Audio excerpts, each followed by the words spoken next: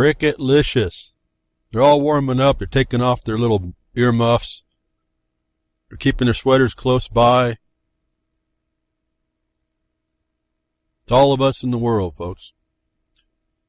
Not doing what we need to be doing to stop the nonsense that we see plainly. See plainly. I guess it's becoming pretty apparent. I keep telling the guys that I work with,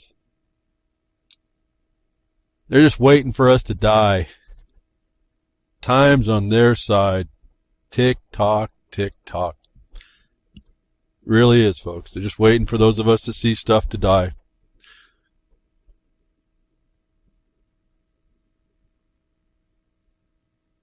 Isn't that amazing how that works?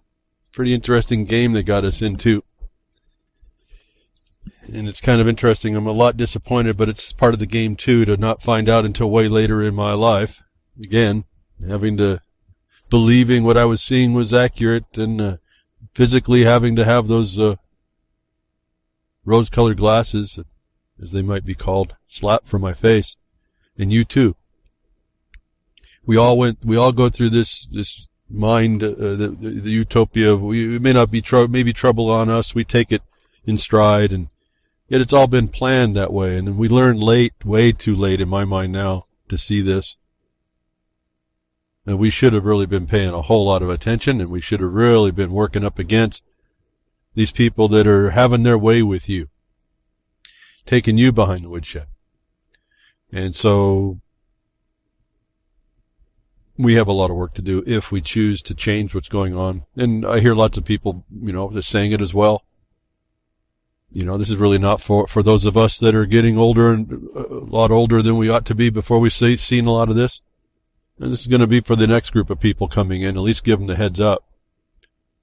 So time passes pretty quickly. It's been pretty amazing to me. Watch. I just found out here about a week ago. Literally lost one whole year.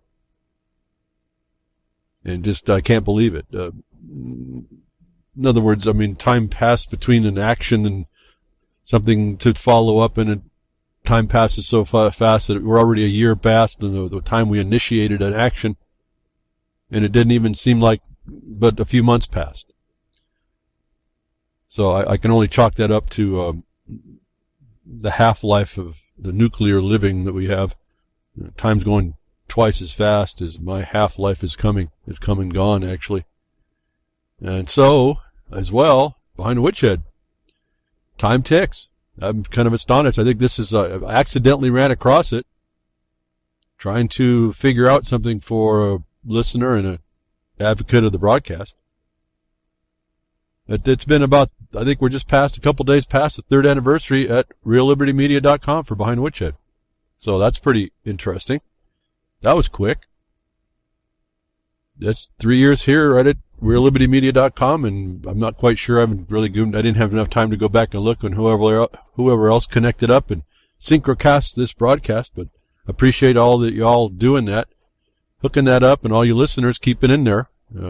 Certainly wish we had more force and effect to get the word out, to get us more moving and into the right direction, and really cause some change in this world that we really needed, and really the grasping of what we needed, and so they wouldn't take it from us, because we were gave what we could keep, and we didn't quite get what that meant. When we were gave something, we were given this black box, and they put a label on the outside. Now, you can have that if you can keep it. Man, we didn't know the first thing about it. We didn't even go try to reverse engineer it. It was stolen before the first 20 years was out, I think, if I can see that right, if it was ever given to us actually at all. But here we have been behind the woodshed here for Real Liberty Media. I just want to thank Grimner again for all the work he does and the help he's been, and the acceptance just to bring me on board, to allow me the space to give you the words I have. And I hope they've been helping a lot of people, more than just sitting and listening, and that you actually take this stuff and go use it. It's evolutionary engagement, folks. I just can't tell you that. A lot of people have been through down the mill and been wrung out and been run and rendered and all. You don't want to do it anymore, or you don't see the purpose in it. I'm just thinking that it was us being ignorant of certain things and didn't understand the battlefield. I think I can fairly state that it's a battlefield, and we didn't address it right. And so I'm asking all y'all that think you know that you've been through it, even if it's not my words, reassess what you saw. You're going to, either it's coming to you or you're gone before it gets you. I guess you luck out that way. You can sneak out. But otherwise, it's coming on you and those after you. And we have to, at some point, we have to make our own way. We're just little, as I said last week, they've forced you into the capacity of a 3 and 4 year old, and that's good enough. Oh, if we teach them long enough, they'll get it. I hope you appreciate the attitude of these guys, these people, these women in the Bar Association that we identify now as the Bar Association. It's got a long history. But 3 years, kind of neat. So I've been asked by a listener, and in respect of all y'all listeners listening on rebroadcasts, in particular with the UCY network, it's real hard to go back and find the broadcast content to get to the link page to see what I'm talking about, and so I'm kind of speaking to y'all that are listening to rebroadcast that I don't like to identify a timestamp or anything in my broadcast, and it's just been not a big deal, but it's just something that certainly makes it easy on me. I don't have to be the professional I need to be if I go by episodes and all this other stuff. However, I think there's a valid question made about being able to identify the content. I tell you, it's so important to be able to go back to those links I gave you and read about the more of the context that goes on. It'll happen again today. It happens all the time. There's just information that you have to just know more than what I can tell you behind the Woodshed. And so try to figure out a way to identify these broadcasts on rebroadcast so you can kind of go pick it up. And again, I explained to make it more easily for y'all that not to go to the chat tangle, because that's just what I make up after the broadcast to categorize my thoughts after the fact. I don't do it ahead of the fact. It has nothing to do with the content. Like I would title last week's broadcast was Battlefield Realities. I didn't even know I was going to make it that until after I get on the Blogcaster and I start building it up, and it comes to me what I'm going to call the broadcast. But I don't say that. I don't know that before. So it's a little bit difficult. I'm not that professional. You all know that. I try to have a good sound, try to have a good presentation for you all. But I'm not that organized, and I really never have been. Boy, I'll tell you what, this legal speak has sure made me a whole lot more organized than I ever thought I'd be. But anyway, it doesn't matter. I think it was valid to understand how to identify the broadcast in rebroadcast. That I'm going to try and do something here, and I hope it's not too cumbersome, but I just have to keep up with it myself. What I'll try to do is when somewhere in the beginning of the broadcast, I'll remember to give you a code. It'll be pretty simple. It's behind the Woodshed at Real Liberty Media, and I'll give you a number. And that number, and this is how I was able to work it out, happens to coincide. This is the first broadcast, I believe, after the third year, going into the fourth year now. And so it makes it kind of easily, I guess I can say. In credit to the requester for doing this. So I'm going to go ahead and try and give you a code. I'll put it in the Blogcaster, and you'll search this code, and we hope that this works as a search point. This is simply just going to be the number of broadcasts I've done that I could find on all the files I have for Real Liberty Media Archive. As much as I could look and figure out what it was. There's some other numbers and stuff I could have used, but I'm just going to go with this one. It happens to go with how many weeks we've been doing this. And so next week will be one more than this, and the week after that will be one more than that. But your code that I'll have to remember to put it on the Blogcaster. When you go search this in the future, you put down BTWRLM,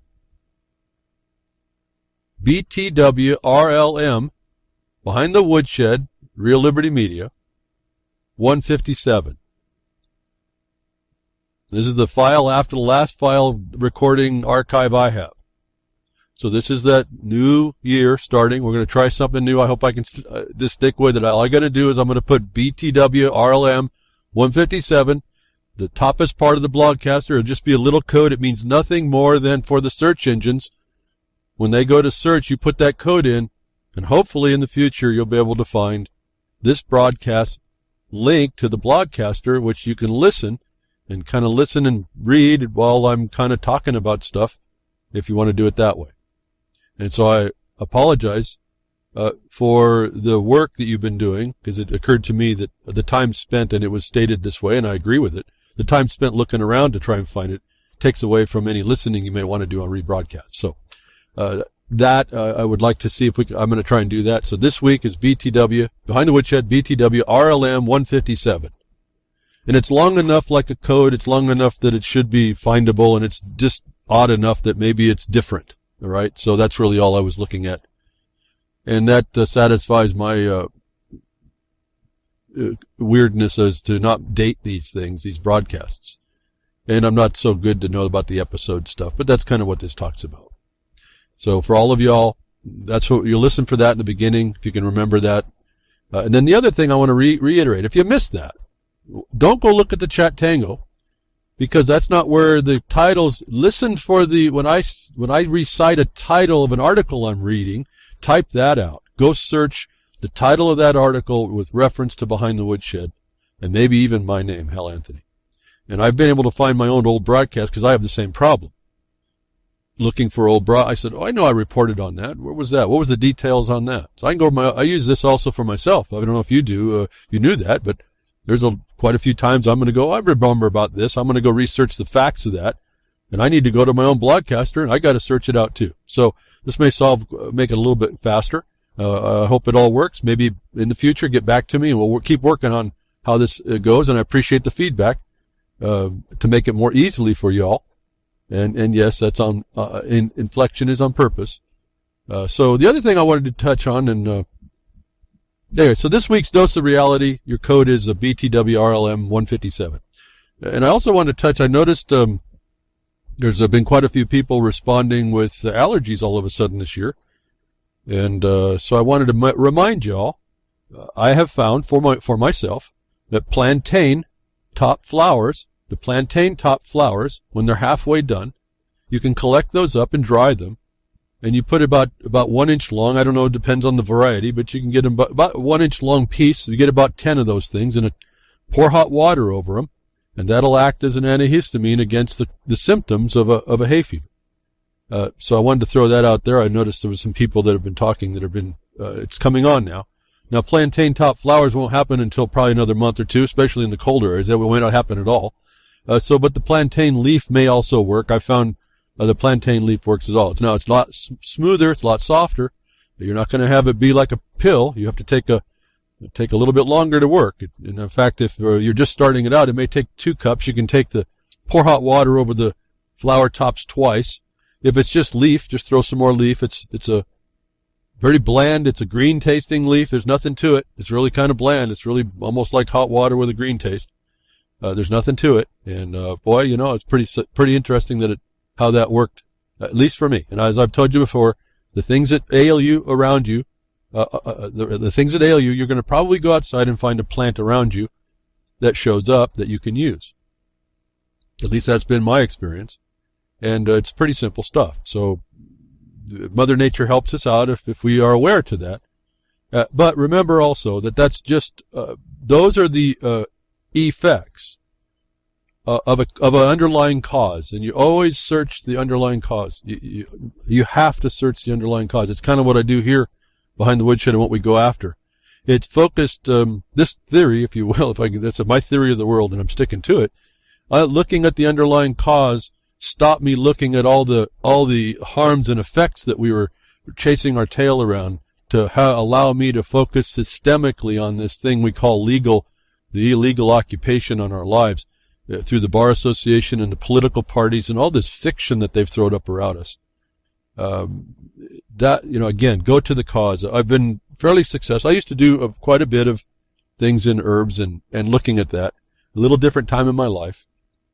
Literally out in the forest when I was doing this, so a lot better. You get to get in tune with that nature. It's pretty cool. It's a whole other language going on out there as well. But you really have to look and come quiet to the whole point and think about it. And you can do this at a distance, so you can help do it for people. You have to really start to understand in a more intuitive way the systemic responses and the cause underlying an effect that you may see as your nose dripping on your upper lip. And so that's what medicine doesn't do. It waits. It just follows. It covers up most medicine. I can't say everything. the medical profession will give you things to cover up your symptoms until the underlying cause is so bad they have to go cut that out. So this is big money, big business. It's the same underlying crime that goes on in about all that I can see in Western actions about everywhere. So anyway, just let's resolve the code. I'll try and do that every week. You'll put that in. It should be at the top. And thank you very much again for listening for 3 years. We're going to go for longer, as long as we can, I suppose. Not quite sure what else to do. I don't see much response, but the few of us that are doing it, there's a great it's like we have a little round bubble around us in a way of effect against the cause when we get engaged in the black and white, and properly so. We don't get lost in a lot of people's opinions, and we try not to be persuaded away from whatever notice we're given about all that. Is someone telling you something, or the news, or they call it the news, or what experts say, all that nonsense. And so I want to make a potential correction, I guess, going back now into the tabs I've got. I talked about that F-35 Joint Strike Fighter that was supposed to not be, the military was going to cut out. Well, this last week I found an interesting conundrum now. The money pit deepens, Air Force to spend $500 million for an F-35 base, Air Force base. So I'm not sure now of the other story I was telling you about.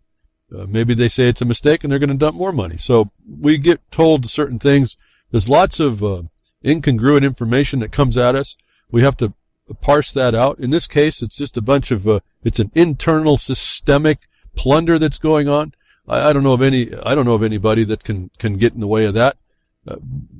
So at some point I have to put that off on a distance. But there it is. There's another law, the law, I call it, anytime you have this conundrum that's supposed to be straight and true, if you will, there's supposed to be so-called that transparency. We now know what that is.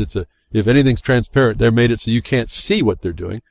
That we have to make things non-transparent so we can see what's going on. You would think that the bean counters would make sure that their bean counting was accurate and it was going to some good cause. But we see these conundrums now. They're trying, I'm certain that they must be making some sort of obfuscation so that we don't quite understand what's going on. You think they're going to stop this nonsense, and really the political, military, industrial machine continues. And it certainly divides our voice if we have one, and I think we do at some point. If we could just get more together to make that bigger voice. So I just wanted to make a correction conundrum exposure.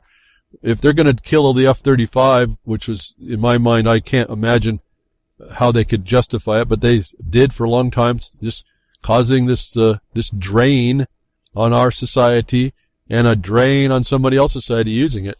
They're going to spend more money to build a base to an airplane that the Army, at least the Army, maybe the Air Force likes it, but the Army said no, or Pentagon, I should say, because I thought it was all of them. It's all a unified system now.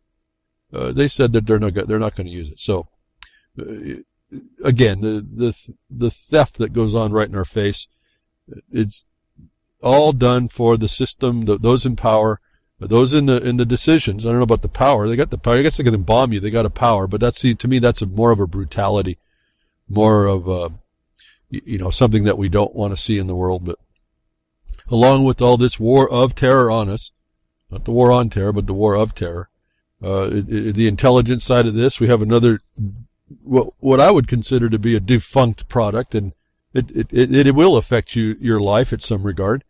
These people are not bashful to do and take whatever they can, wherever they can. Windows 10 is stealing your bandwidth. Windows 10 is stealing your bandwidth. Now, it's here with these products that keep taxing you. It's the same thing you're going to find in all smart things, all big data. They're going to use as the system does a covert to your awareness. These things are doing a little bit more overt if you're now once understanding. But they're always sitting at a parasite. There's nobody seemingly standing on their own. They're attempting to, again, limit their life at all costs, and the bottom line is the bottom line. The Windows 10 is stealing your bandwidth. What I found was even more interesting was not that they're just stealing your bandwidth, but they're causing your computers to interconnect between each other to do the updates so that Windows 10 server, Microsoft servers, don't have to be so loaded down with giving you updates that they do all the time. They're in complete connection to your system and then interconnected you with other systems so that someone can get from you the download you just got from whomever. It could be either Microsoft or somebody who got a download. So this is it's kind of a neat meshing technology, but this is being done on a company that's very, very wealthy and in big data, and it's the intelligence arm of the war on terror against you. And at one point, go ahead and keep using Windows 10. This is built-in Trojan horse is what they're calling it. I mean, I can read all this stuff. I just look up, I start going to want to read it, give you the full disclosure. It's useless in my mind to just read to you what you can read for yourself. Why I really rely on that blogcaster to allow you to expand on this stuff. Little picture here, Linus Torvalds saying, Microsoft isn't evil.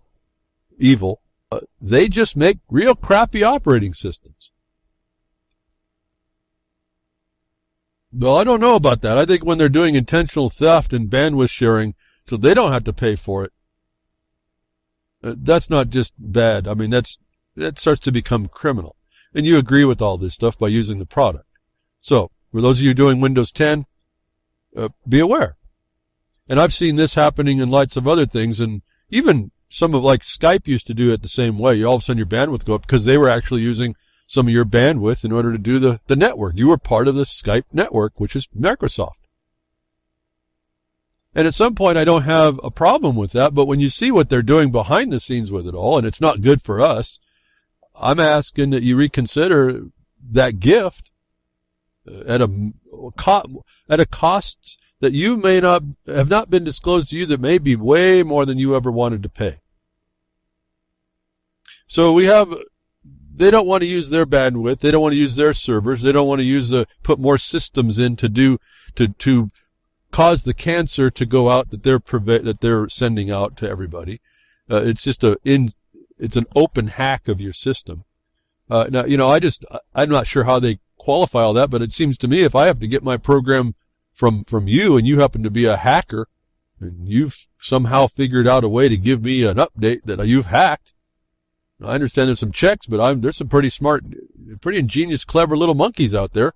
But I get my product from you, and maybe it's not such a good thing. So there's a whole lot going on. I was telling you about this big data, silent weapons for quiet wars. I put the link down to the bottom of my blogcaster so you can see it.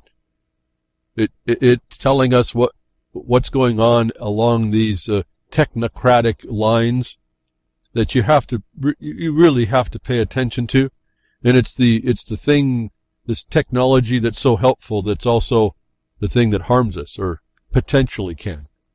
And so, as there is alternatives, and Linux distributions are one of them. You might consider that. Limit your exposure to all this. Limit your exposure to somebody taking your life and the product of your life without your real permission and consent. And that's really all they're doing. If they don't have to pay for it, then they get you to do it, then you've paid for it. And it's more bottom line to them. And look at all the control, and I'm sure they're getting money paid to do this by the agencies that are behind the scenes that we don't know about. And they're condensing and compressing. The speed of time, speed's going twice as fast for my life. It's going like faster and faster as I reach the end of it. Talk about half-life, nuclear life here in this world, atomic living. I reached a half-life, all of a sudden there was this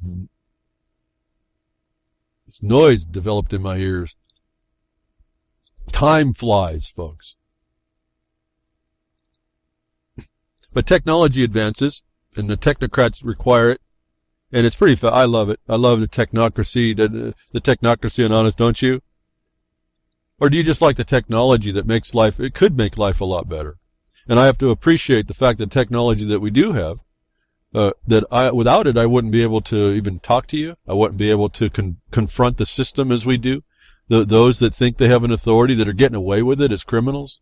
I wouldn't have this ability to do so. So it's this double-edged sword, and we have to take cognizance of it. That there's coming up with more and more ways to get more and more information as we start going in and saving all this digital. You got to have a better technology to do so. There's been a story a long time ago. I just want to bring it up now because it ties into another story that came up this week.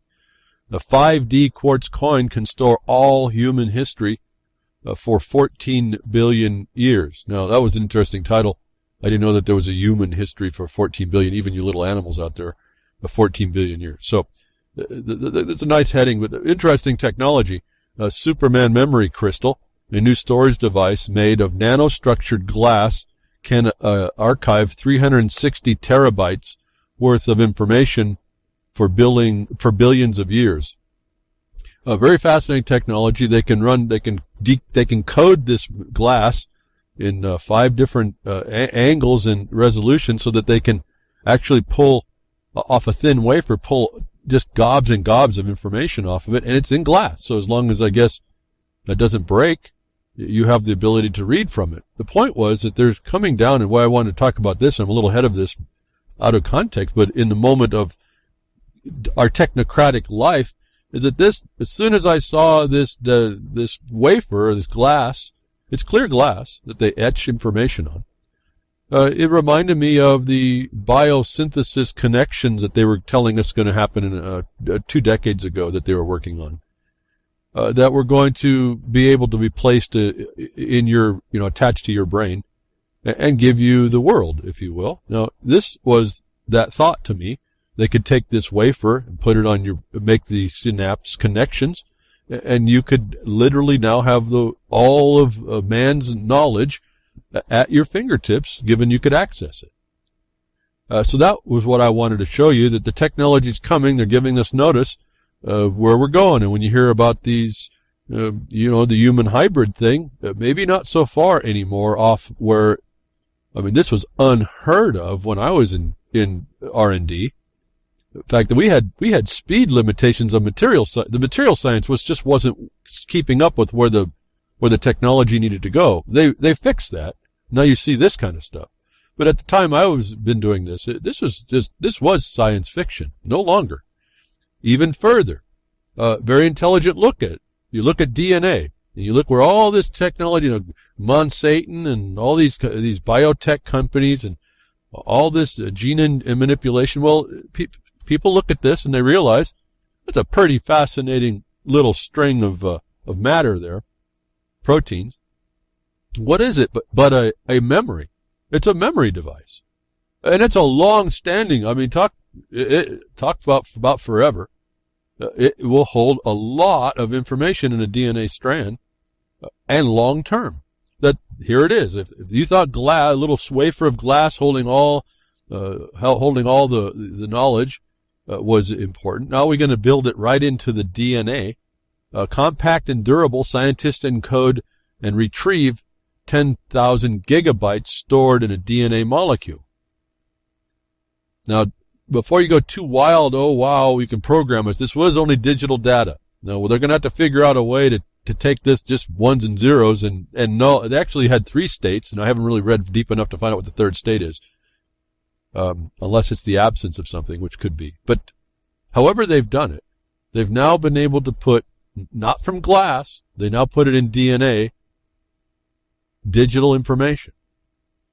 Now, when they can figure that digital information to be actually code that causes life to be a part of the instruction set of the building of life, that is what we're next going to be hearing. Not quite yet, but that's where this is going. In the DNA now, they are able to store data and retrieve it. And to me, I'm fascinated. This is cool stuff, but you're not in control of it. I'm not in control of it. And they have worked systems. When you look at it, the technocratic side, this is a fairly serious advancement for the controllers who have control and possession of this technology. We're barely able to deal with Microsoft Windows 10 stealing your bandwidth. These people are going to be stealing your life in ways you can never know. is if this ever gets out and they can do this biosymbiosis connection, if you ever, and they do this DNA, and they ever get it to the point when this DNA is working to build more cells and more structures within your body, a simple vaccine injection will be enough to take away your mind. You'll never know it. What you'll know is whatever someone decided they were planned for you.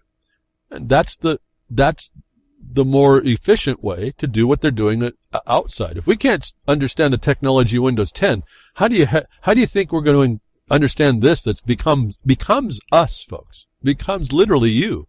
And now with this, you're listening to the technology, these certain cells that come in the body that grow more body parts. This is going to be a live thing. This is not going to be, they're not going to have to wait through generations. I'm just fascinated by it, but it's pretty terrifying when you find out you got the likes of a Hillary Clinton on one end, or an Obama, or even a Trump. I mean, torture, more and worse, and then isolating people. These people are really dangerous, and those are the ones we know about. We don't know about the people behind the scenes that, like we found out from Germany and doing all the experiments on people. Those are the new geneticists now. And they've been inching up on this with us. And so we have more data coming in. Now they can put DNA can actually transfer this. You can be a walking memory storage of data. I reported on something like this I don't remember how long ago, but it was on this network for sure, I think, where they were telling us it was coming. So it's like I said, I'm always tossed. I think it's cool what people come up with. It's really kind of neat. But where we now find it's being used, these things, these tools, these ways of getting us to accept the oppression they put on us, so that we'll take less oppression, the apparent less oppression, which is still more oppression than we had before, but in a nicer, gentler way, is really the thing that slips underneath the radar for us, I suppose. That bothers me a lot. Right now we're dealing with the tangible external. I'm suggesting to you this is the intangible internal. If it goes there, we're pretty much done as a people. We will be what we are programmed to be, given that there's not the only savior here will be whether or not the design has an internal block. That will be the only thing that will save who we are as people. That in nature, the natural design of this thing that we are, this body, this meat suit, actually has a protective system that no one knows about quite yet. But writing seems to be on the wall here. A story from before, I brought it up. I never get to these stories in time, but they all seem to come in time over time, which tells me this is this is the information connection over time that we're being told is going on. And if you don't think that they can do these, that they're testing all these things, that this information, this ability to store these capacities and constructions inside the DNA is not important. There was a little story that came out. Scientists reveal brain circuit mechanisms underlying arousal regulation. A new study shows a circuit in a brain structure called the thalamus acts like a radio. You got to remember this story because it's going to tie in here in a story coming in as well. Like a radio, it tunes in like a radio. Different stations operate in different frequencies and appealing to different listening audiences. Adjusting a specific deep brain circuitry's firing frequency immediately and dramatically alters rats' forebrain activity and alertness levels, a Stanford University School of Medicine investigators have shown. And keep track of this Stanford school as well. They seem to be always in the news about these types of things. The findings published on December 10th of eLife, how long I've had this, hold direct implications for the increasingly wide therapeutic approach called deep brain stimulation. They point to DBS's potential for restoring consciousness in minimally conscious patients and countering other causes of impaired consciousness. The findings also highlight the importance of determining optimal stimulation frequencies for DBS devices used across a wide range of brain disorders and demonstrate a method for making those determinations. Now, sounds pretty neat. They talk about the minimally conscious patients. Well, what if they think you are the zombie, the minimally conscious patient, to where they want those future they want? You are minimally conscious. You need your consciousness shifted. They're telling you that acting as a radio frequency, a radio, I'm going to tell you that that's where it goes here, that they can change that. In other words, they can change your cells at all to be more receptive to it as well. You're going to hear a story coming, folks. It's right here. They're working on this right now. Now, what they do is this arousal thing. This is going to go into your. There's other articles. I don't even want to talk about them right now. But how robots will be your intimate friend when they go virtual reality. See, radio frequency, virtual reality games, doing arousal stimulation will make your world your virtual experience more real, to confine you to that existence. They're already working on it. This is back in December. Never got to it this long, but it fits right here with all this knowledge, this internal thing, this biosymbiosis now they're doing with digital technology, and the different materials they're now to be able to put this digital programming into. Now it's in the DNA. Now that's still experimental. They still have to go the one next step to take these digits, ones and zeros, in the null state, whatever that secondary state or the tertiary state was. And they had a conversion that they had to do in order to have that. Very interesting stuff here that they're working with.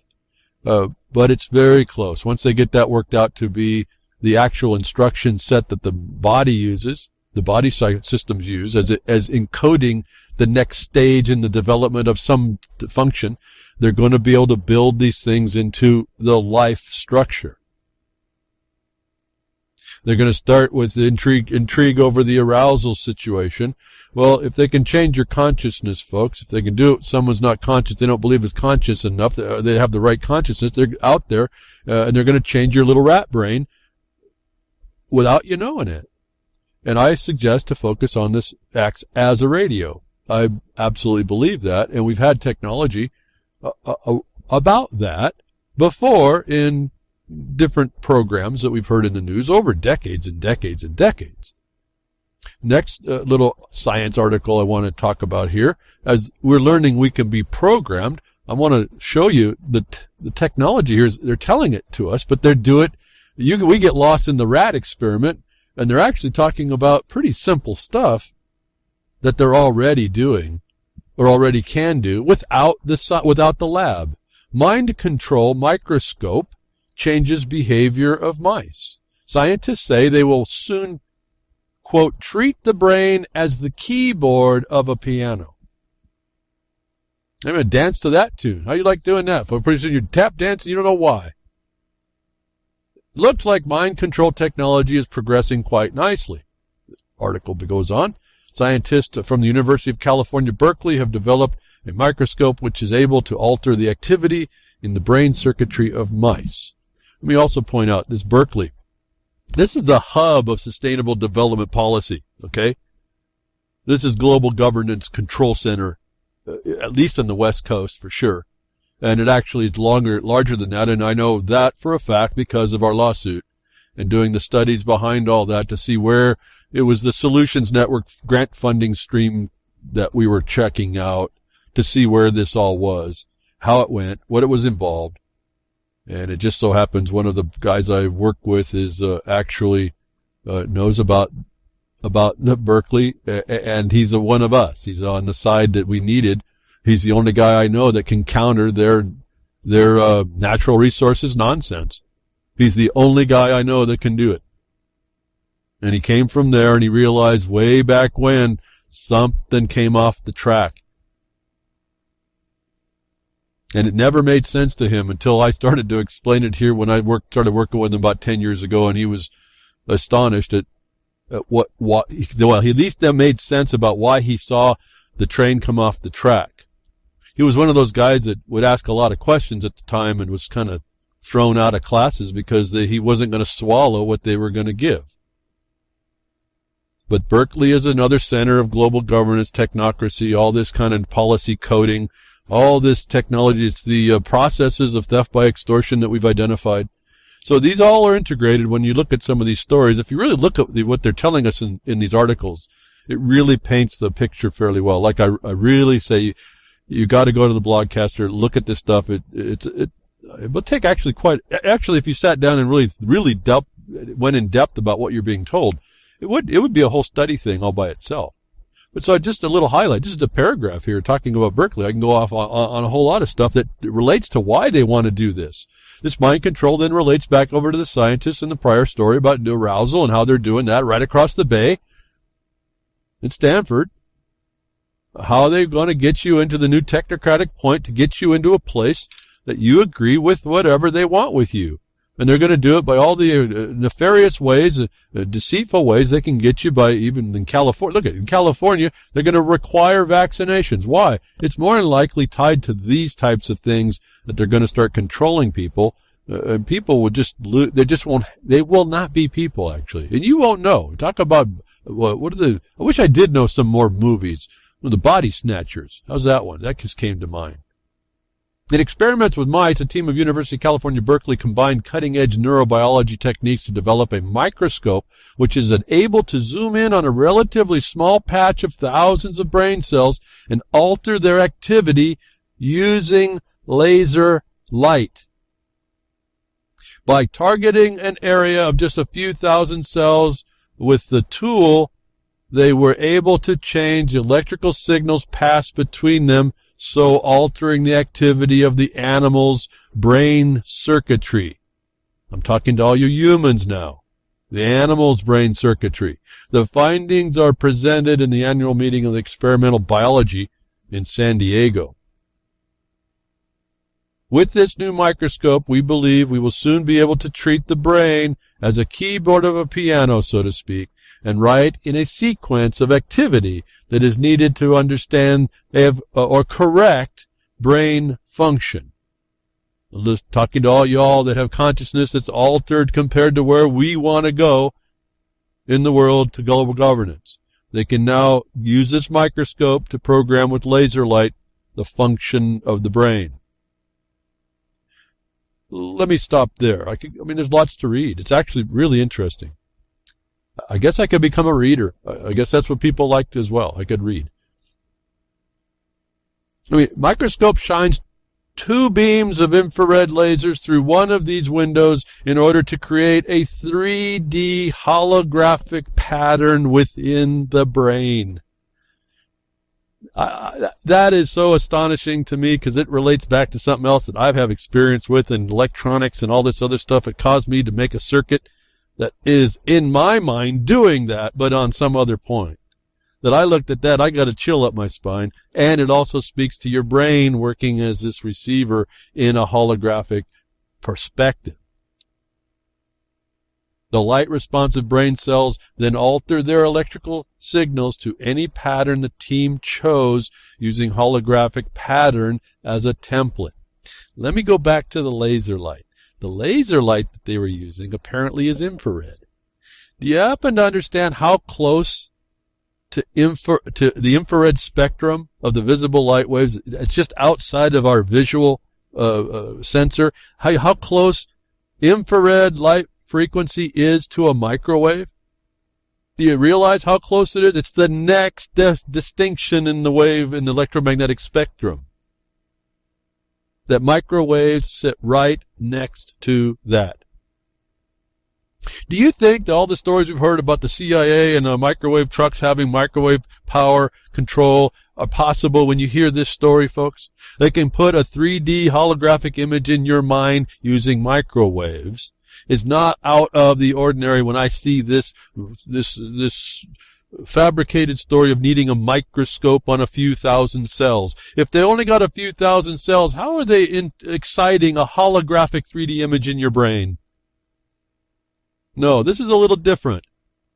That I'm suggesting to you that the infrared here and all of a sudden lots of things. What about you realize that your channel changer for your remote controlled TV is an infrared device, and it works by an invisible beam of infrared light that goes into a sensor on a television that is encoded. It's coded pulses.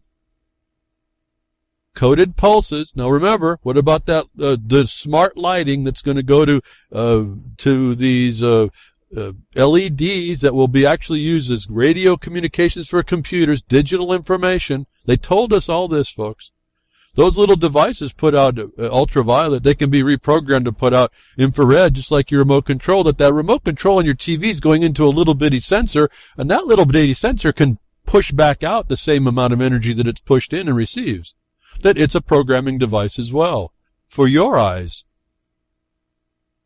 That this is one step beyond saying that, well, infrared can make a holographic image in your brain, reprogramming your actions. This is fascinating stuff. I'm just like, wow, listen to this. But look at what they're actually talking about. Remember, they talk 2 sources. There we go, 2 sources. Now, my experience was 3 sources and possibly 4. But I was doing something different. But this is speaking right to what I'm thinking. Remember, there's 2 sources of energy coming in, but it's working on a substance, which is its own source and maybe a resource. So, you've got more points of energy or points of interaction going on than it's obvious. It just fascinates me that they made this statement. This is probably the most stunning statement I had seen in this story. That the microscope shines two beams of infrared lasers through one of these windows in order to create a 3D holographic pattern within the brain. I just want you to transfer it to microwaves now, and you tell me whether or not it's plausible.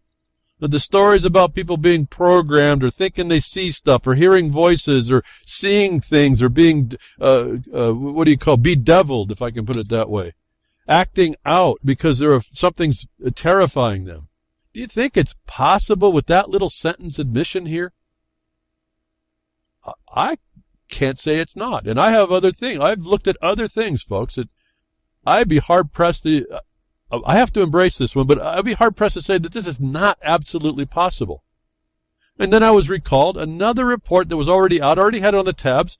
I had to go pull them all forward to pull them all together for us.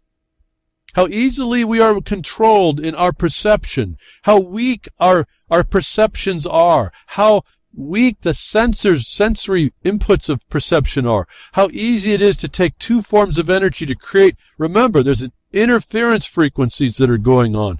One that add up and one that subtract. And you got the null sets and you got the waves that are going on, and they place those in. You've seen those particles where sound can suspend particles in certain places, and they can move now. Those show you how they move those particles around a space just by sound, where those particles stay inside the silent part, the nodes between the interaction of the frequencies. That's what they're doing here. This is so fascinating. It's fascinating. But what they're talking about is programming you. They're talking about being able to. All they need is 2 microwave sources in my mind, 2 infrared sources. And they're telling us, and they've told us the tools. They call this the microwave. The microscope is a tool. The tools are being developed, and I'm telling you, there's more hardware in our world that we're being told to absorb. Maybe not unlike these LED light bulbs. It's most super efficient. Now we found, they do digital communications. Well, yeah, they're digital devices. LEDs, light emitting diode. It's a one-way valve. It's on or off. And then they got them to emit light. And they different frequencies of light. That's just the electromagnetic spectrum of which microwave is a part, right near infrared. Again, I think you get the point. It brought up my mind, and I had this listed on the tabs. I had to move this stuff right up. Remember the microwave treatments and things like that, and the programs the government wants to do about keeping people as tools to work their magic in the world at a certain time, or to create. You've heard people complain about having things happen. They're in their house, and you think they're going crazy. They start putting Faraday shields up and aluminum foil, and they think they're wearing the tin foil hat, and they're doing it for a real good reason maybe now, don't you think? We don't experience what they aren't. We don't know what's going on. But MKUltra research put electrodes in people's brains for the United States government. Got a little video, got a link. This is a long time ago I ran across this. Just as information, I was looking at how these things tie together. Just to let you know, don't forget about this stuff. It's really just don't lose our memory.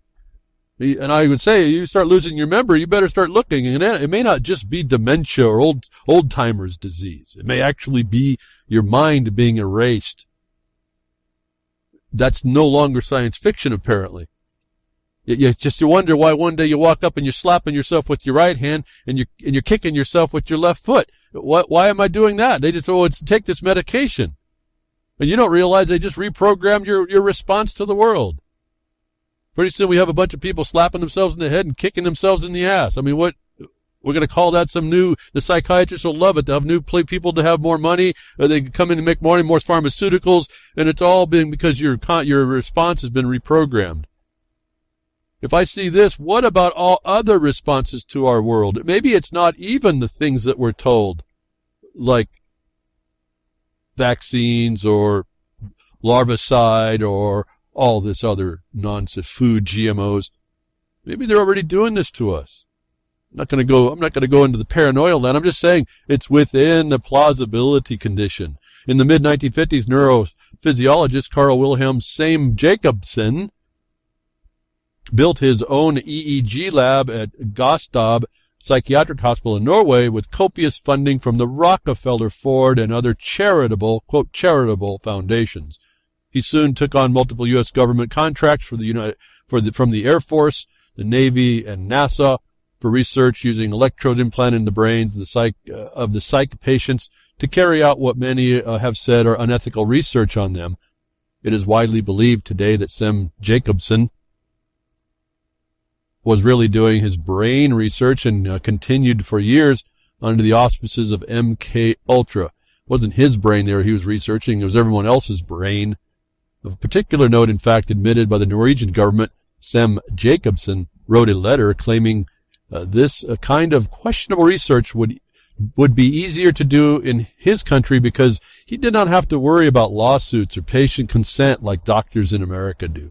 And at some point I wonder if that's even a truth. We know that you give away the consent because they handed you a label. It's this data sheet that says you could die when you take vaccines or you can die as a byproduct of taking this medication. That exonerates everybody. Then you get the government. If that's not good enough, the government comes in for vaccines and says, oh, your whole industry is immune. And this is the technology of choice to administer all these things. That back in MKUltra, it's admitted now, this is not some theory. They are doing the electrode thing. Now they're telling you that light will change it, and I'm suggesting to you that's not far removed from microwaves. They don't need to touch the brain.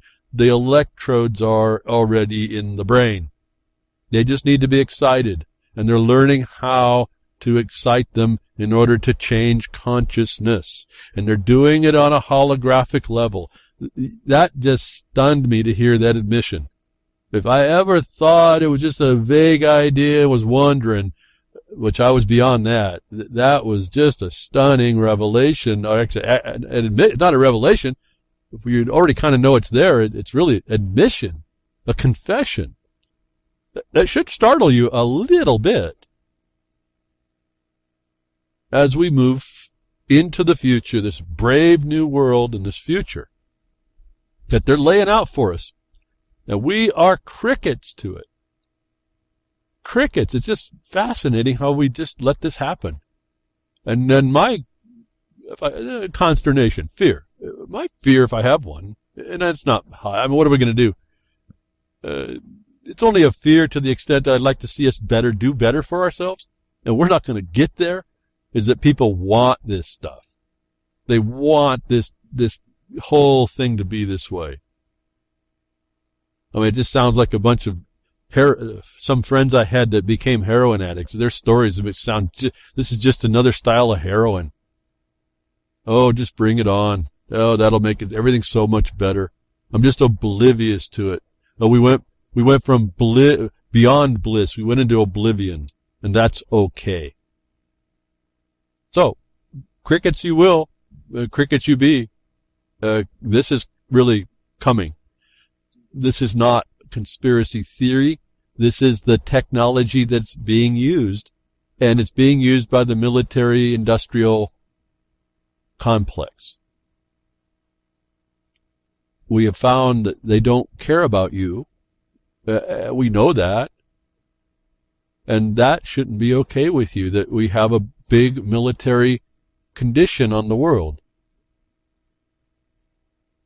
This is not just being anti-war, folks. This is a war on you that's done under the color of an authority.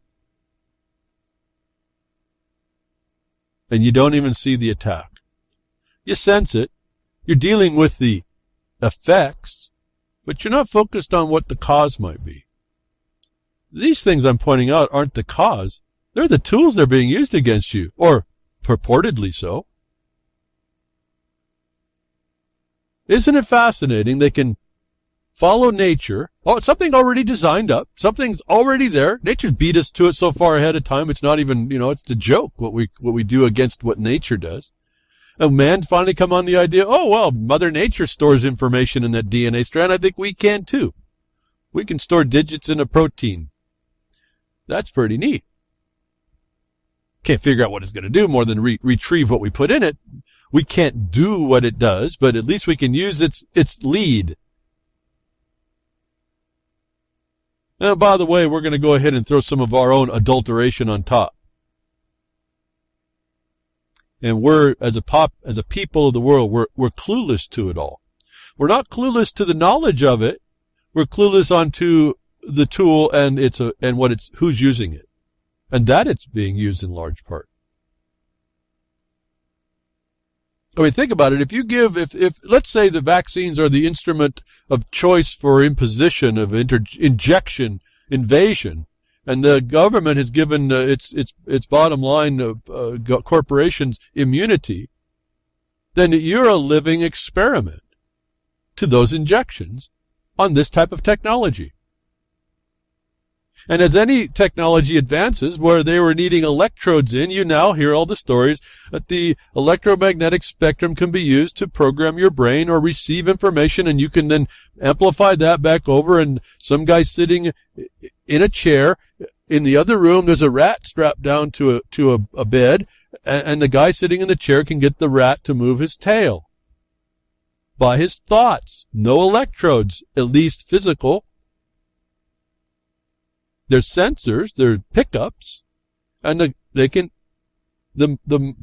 human monkey can get the rat to wag its tail. And I suggested to you, maybe it's the rat saying that's all you're going to do. And so he's programmed the human monkey to only let him use the tail, because the rat's a little bit more onto this natural stuff, is what my observation was.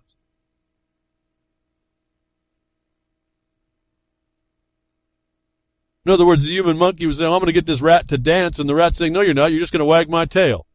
And that's all that happened. But here's a bunch of information came out, how we're able to be interfered with in our perception, as I seemed to kind of run that along the last few broadcasts. Our perceptions are weak. I keep telling you, look at the Protocols of the Elders of Zion as a manual of frailty, that someone knows that about you and you don't, and you only know about what they've told you about. But the news, this notice to us, is telling us a whole lot more. And I can only say that my experience, little things I've been inquisitive about, that I've studied, things I've observed, not that I'm this rabid scientist, rabid researcher. No, I don't wear a white coat. I don't do any of that.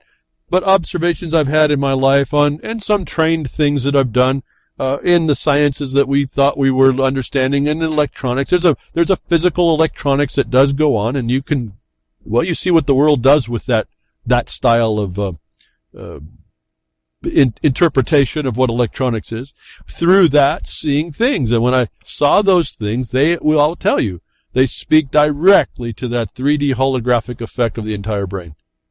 But I guarantee you they're not talking about the few thousand cells that infrared light hit to be able to flare that whole diagram up inside someone's brain. That shows you how easily it is to flare that up, and how small an area they have to touch and identify. So, fascinating stuff, but wow. What does that mean for all of y'all? We don't know. Remember the binary weapon problem, the trinary weapon problem. Nothing happens until all the ingredients are there, and then you trigger. So MK Ultra came right up in my mind when I was seeing these other stories, and now today we're talking about being able to put storing digital technology, digital information inside a DNA strand. How great that is, but wow, look who's doing it is the point. It's the military. Don't underestimate this connection. I try to keep pointing out to you this stuff. It's this unleashed beast in the world. The beast, I guess. Not even that one, but that's a replication of it. And here's the response to your government. The ones that were supposed to have the say, the seats of decision. In Pilate's footsteps, Congress washes its hands of responsibility for wars. So in a world of warmongering, war against you, the war of terror on you, all these weapons and tools against you, silent weapons for quiet wars. Folks, it's all here. There's no excuse not to understand this terrain and how this battlefield that we're in and how under malpositioned we are in it, that we can make ourselves positioned pretty quickly once we see it. That's all here. The people that have the responsibility of declaring war is in this report washing its hands as Pilate did to allow the Jews to condemn Christ to death. Which what shows you how in the heck can you see there's a Judeo-Christian religion is an insanity.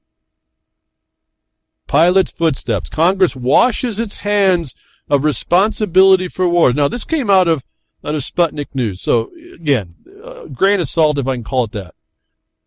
But this is the truth. And I'm going to point you out to something else. Congress already washed its hands, and I think Lincoln done it.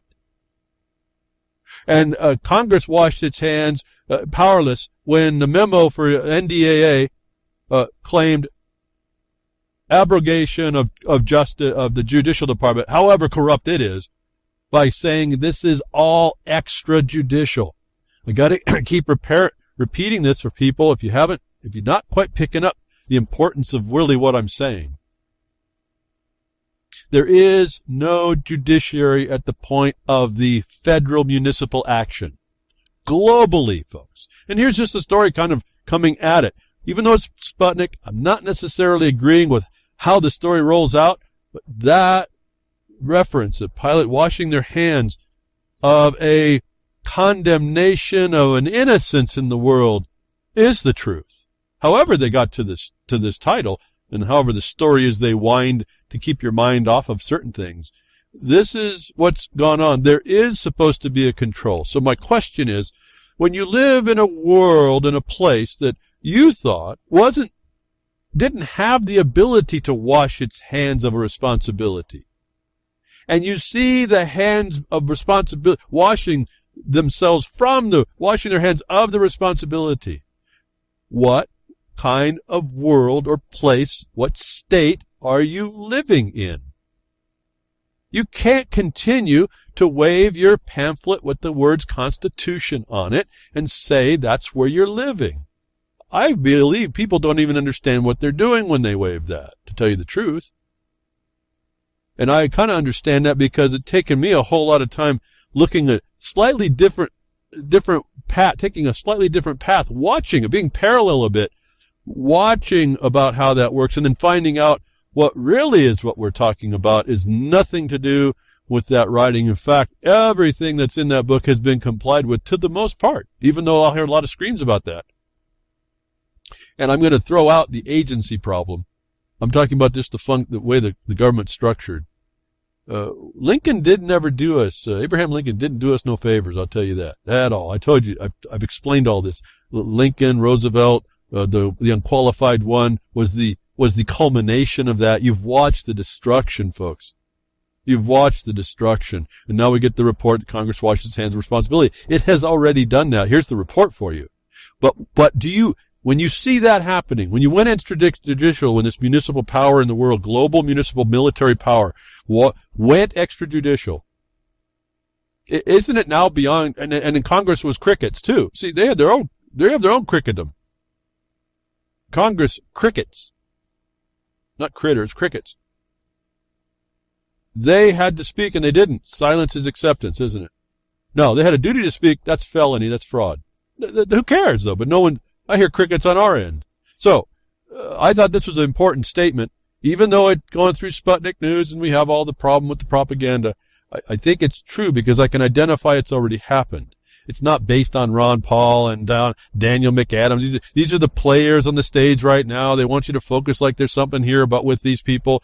You know, Dr. No was Dr. No on purpose. He didn't lose a damn thing. It was not a money. It wasn't $1 his district didn't get by him voting no. I told you all about how that worked. I do appreciate he's there. I do appreciate him calling this stuff out to call people's attention to it. But that's the baton we're not picking up. And that's not saying, well, you know, to me, I'm saying, you think, Ron Paul, you think? This is known already. It's not because you say, but people get focused on these players. And think about it. If it's referenced as a pilot, Pontius Pilate, washing his hands of the responsibility. Think about that dynamic. That allowed innocence to be destroyed. Now, whether you believe on the next statute that also it develops into the point of the understanding of the true salvation, the true evil in the world, of the world, and those with authorities that will wash them hands to try and make themselves, nullify themselves from that. You have something to example that's above and beyond all of that. That these people do this is why I know you're crickets as well. Because you have to now come out of that reflection of the example and stop these people in the here and now. They're telling us it's happening, but they're destroying innocence. They're telling you there's a reflection, even in the propagandic sense, from somewhere else looking over here to make us look bad. If we had some good-looking thing to see, they're saying this system, this governmental system in the United States, destroys innocence. They don't care the tools they use. They don't care how they go about it. They work on long-term plans. I don't think they're as long-term in the Chinese work, but they're on long-term plans. And we aren't, as a people, our consciousness has been changed by our external indoctrinations. See, I think we're given the message this week that it's going internal. You're going to be completely unaware and unable to become aware. I talk about cluelessness and making that first question why. You will not have the capacity. There will be nothing in you to allow you to come up with a question at all, let alone the why, and then have the power to overcome, to persist beyond that question. We are in the last days, as I can see that part. They really are getting this technocratic future. And it's all because we're being crickets now about it. Not just to call it out, but to end it. And so they keep our mind controlled, they keep our perception controlled, they keep our focus on things, they keep programming our consciousness, not with technology, they do it right in front of your face. And I'm going to touch on something here. In a way, I wasn't really too impressed with it, but there was so much that exposes a lot of the people that have been the question that I've looked and told you, no, there's something wrong about these people. Oh, they look like heroes in the world, but there's something wrong. And they're always using these things to persuade us in the direction they want us to go and give us knowledge of things so that we forget about it, because once we know about something and we don't think it really affects us, or how outlandish can that be, we don't think it. Our minds, our little monkey brains are kind of interesting that way. They just want to give it up and throw it away and don't think it's relevant. There's an issue we had that's come up all of a sudden that happened since last week's broadcast, called the Panama Papers. And for all the 420 crowd, no, not those. No, this was just a disclosure purported to be the largest ever, way bigger than anything else, 2.6 terabytes of information. Like I said, a trillion. I can't even imagine a trillion, folks. I'm having trouble managing a million, and they got trillions now. But anyway, they have quadrillions. It doesn't make any sense to me. But there was this Panama Papers that came out, supposed to be a disclosure. And it is. It's a disclosure of sorts. But we didn't see the 2.6 trillion terabytes, and I don't know who's going to investigate that either. I mean, I looked at that and go, well, this is useless in a way. This is like the NSA claim. We got so much information we can't do with it. What are you going to do with 2.6 trillion bits of information? I really don't know. I went through and read a transcript one time of BLM training seminar over occupancies on the public land, and they made some very dastardly disclosures there, which is very important. They said that they were going to really violate minors, is what they said. And you know what? I read through that whole thing once, and I didn't realize how much I had read. I sat for quite a long time reading it, but it was two transcripts for a couple of hours worth of a training seminar teaching the employees how they were going to violate people in the forest, in particular minors.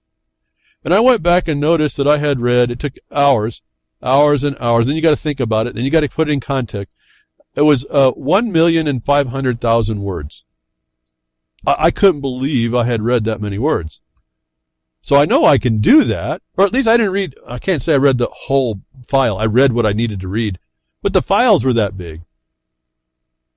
And so that took a long time. I can't even imagine pouring through 2.6 terabytes of information. Anyway, this is what the new thing came out. Now, I had a whole bunch of thoughts that immediately came to me after the intrigue of the leak, so-called. There was some reality that hit really quickly. It's kind of hard for me to pull it out. All these articles came just to kind of confirm really what I had flashed on, what was really possibly, well, I have to say possibly because I really don't know either. But this Mossack Fonseca, Panama Papers so-called, condition was the release of 2.6 terabytes worth of information of what they're called tax haven information. They're saying that it was the data of showing, and they vilified the information about how everyone is absconding with tax money, how they're money laundering, and how all this other stuff goes on. And then one of the first responses was within hours came a response, and I'm going to get to it. I'm not going to talk about it quite yet. But came from Greenwald about Snowden. And that started to trigger a failure. It was an incongruity because I realized what he was doing was trying to define. This guy wasn't even involved in the leak. He's trying to define a consistency between the leak and Snowden. And the consistency he fabricated in his last paragraph was not actually fact. And how could he know? He wasn't one of the privileged people within the system, which may have been good for him at that point. But he immediately popped up with Snowden. I'm on record about Snowden and his purpose in the world. In fact, right after this point came out, I don't think it was 24 hours, Snowden was on the horn talking to the British. You need to do this, you need to do that. All on just the news that this information was out. So the players started to come back on the stage again, and most of those players I was seeing was immediately a question in my mind. Have been for all this time. And I'm just behind the woodshed. I can only see what y'all can see, what you can find on the internet. That's about it for me, actually. What I can hear through people talking, and that I can qualify, and even what their comment is, get beyond opinion and into what are the facts being stated. But this story came out of Zero Hedge. Mossack Fonseca, the Nazi CIA and Nevada connection, and why it's now Rothschild's turn. Well, so now we see even Zero Hedge coming up with this point. This is all really fast, and I'm not going to blame Zero Hedge for much anything. But they make the statement. Now it's Rothschild's turn. Why would it be Rothschild's turn? We don't know really. We can just surmise on what's going on here. Although they would be implicated in an interesting way, and their name did pop up after about 24 hours later. You got to kind of look at the chronology here. You'll find that when you didn't see something before mentioned, you'll find someone questioning it in the news, and then those people that were questioned to be non-existent are then brought into the fold.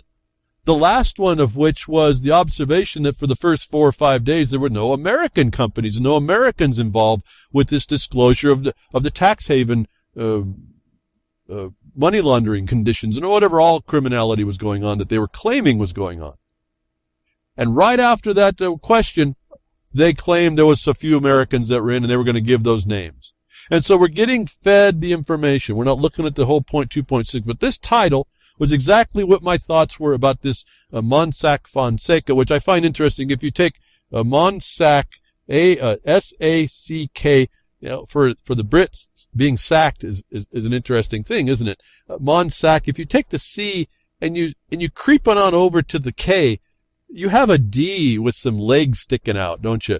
So we have Mossad Fonseca, which I thought was interesting. They talk about the Nazi CIA Nevada. All of a sudden, we got all these players that could be involved. Well, let me suggest to you right off the bat, when I saw that it was a tax haven thing out of Panama, I said, wait a minute, there's tax havens in the United States. This article came out to point you out to one. In fact, I'm going to give you a little bit of the punchline here. What I see going on is they are telling you what you should have been doing. I've told you this before. Find out what the big boys do and construct what you want to know as the straw man. You construct the one you want. Otherwise, one will be constructed for you. Now, this is what we're now peering into. What's interesting about this story is that they talk about how Rothschild does this, which conforms completely with studies I've done. The things I told you I wouldn't tell you on the air. Because I'm not going to be here to tell you about stuff and then you mess it up and say that I don't know what I'm talking about. You really have to do your studies on this. Nevada is a very cool place to go if you want to construct your straw man's life. And it doesn't have to be yours. You can fabricate it. You realize you're in the fiction world through this story. If you look through what it's telling you, you can see how it's all been done. So these things, the Nazis, CIA, well, the Nazis, throw that out. I think that's a red herring. CIA, not so much. Nevada, not so much. Now it's Rothschild's turn? I don't think so. Their name finally came up, and I think it's a cover. If they're named, then you think they're not involved. It's not about them either. This is the system. WikiLeaks then comes up to explain the CIA connection. I've talked to you about USAID before. This is a CIA front company. We've talked about it over and over behind the woodshed. I've explained and exposed it to you right in the news, how you can see it. USAID and Soros targeting Putin. Panama Papers should be released. That was the other very first thing I noticed. Putin's on the front cover of all the animations that are going pictures. They're saying that he's like really the bad guy, of course. They blame Putin for everything. Also Assad. It was everybody that the United States is after. So there was a big problem for that. And then this connection, so that's why I said it's CIA. Well, USAID tied that up pretty good. Soros, if this guy Soros put any money into doing this, he's stupid. Let me just put it that way. So Soros is out on this for my mind. He's stupid because once they found what was going on, they realized the people that they were claiming were the bad guys in the world weren't actually part of this. All the evidence shows no direct or even indirect connection to any of the people they're vilifying. This is a hit. This is a long-term plan. They decided for some reason to pull it out now. And if Soros was on this is like one of the anomalies. They say that Soros is involved because he's pissed off at, he's angry or you got to get back at Putin for Russia going after his foundations. Remember, we read that on the articles that came on the news. That's such a frivolous statement of proof. How can Soros possibly get back at Putin if Putin's not connected to the information, even if he paid for this? The evidence shows no connection. Why would you be so stupid to say otherwise? Now, I know there's a lot of people that might buy into it just for the sensational, but when the world is looking now, not everybody's stupid. They're seeing it, and they've seen it. So these things are qualifying my immediate thoughts as something else is up. And so George Soros comes up immediately. He's an easy mark in a way on all of this. George Soros targeting Putin through Panama Papers? Yeah, no, that's a question mark to me it's fulfilled in an answer no. Even if he is, he's stupid. This guy is stupid. I said it again and I say it again. This cannot, with what came out of 2.6 terabytes, if that's the best they've got, this guy has got to be the stupidest man on earth. So I don't think he did. I think maybe he's just riding along here. He's not saying nothing. I think there's a lot of gameplay going on, but I think the I think the identity of all the earmarks are identifying the players, and it's certainly not where they want your mind to go, but it certainly is on the backside, the backside here. We're going to whip the backside here of who the players are, who they've always been. Next story, again with Soros connected, U.S. government, Soros-funded Panama Papers to attack Putin is named by WikiLeaks. Now, I've just told you that attack would be stupid. It makes no sense because the facts don't point to Putin. Oh, yeah, some of his longtime friend, some old school friends. How many of your school time friends are you hanging around with have a ton of money? They're going to hand it to you. I don't know. Maybe you all do have some friends. I don't have any friends. I don't know of anybody I've met from my high school days, my junior high school days, my elementary days. Nobody. Notwithstanding any of that. Maybe he's really tight. Maybe the society's tight. They all have their school friends around them. Nothing went to Putin. Nothing went to Assad. Yeah, there was indication some things kind of went on, but nothing tangible. That was the other problem. Even if you look at a haven, at a tax avoidance measure, remember, tax avoidance, and you look at very carefully, all the people that are being called out are using that word. They're not saying it was tax evasion. When you look at the facts given to us, it was tax avoidance. Avoiding a tax. That's the lawful deferral or avoidance or of that tax otherwise applicable tax liability. It's like a license not to pay the certain tax. Let me remind you, who makes that policy but the government itself? The tax haven is a creature of the license given to profiteers to defer, hide, or maneuver around any tax liability. Why? Because the government has figured to do so benefits the government in some way. So this is government originated as well. Let me remind you, there has also been in the news, and I read it behind the woodshed, about the Bermuda, the Cayman Islands, that there was always making this noise about that they want to close down these tax havens. No, they don't. But they want to close down some. And they want to make, this is the bottom line here, is they want to make more full disclosure from those that participate in them. Let me suggest to you, they're going after the last 1%. There's going to be a 1/10 of 1% holdout. You're going to look very carefully at this. In fact, I think I heard the Guardian having a report. You see, this is about them going after and making more disclosure. They want to control global finance even more acutely. But it's not going to be absolute. There's going to be the last 1/10%. The real inside people are going to be the ones that can still do this if they get you, the public, to rally up to destroy those that are in the system that are looking like they take advantage of some kind of thing you can't. You have every right to go to, but do it the same way. But they're going to look like and be vilified about this. That WikiLeaks came on and said that Putin was a target is a lie. WikiLeaks is now on my target list as being one of the players. And we have a little bit of proof of that because the IJIC,